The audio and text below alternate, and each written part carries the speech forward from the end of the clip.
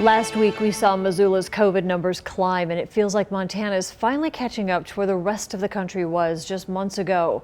KPAX's Megan Mannering spoke to Health Officer Leahy about how and why the pandemic has recently evolved in Missoula County. For weeks, the numbers indicated 20 to 29-year-olds made up the bulk of Missoula County's COVID cases.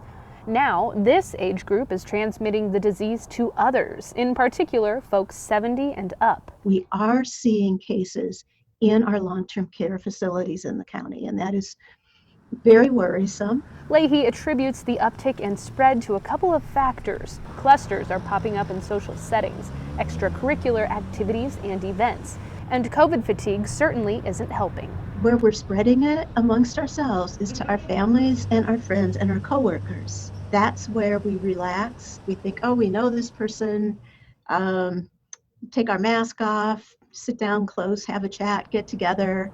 That's where the spread occurs. So prepare for some changes. Bars and restaurants can now expect unannounced inspections from the health department, and senior care facilities could receive new restrictions in the coming days. If our recent spike in cases says anything, it's that we can't downplay the spread of coronavirus, but we can look to how we started the pandemic and know that we can get our numbers down again. We are still at a lower incidence rate than the state average incident rate, and we are still at a lower new case rate than a state average new case rate.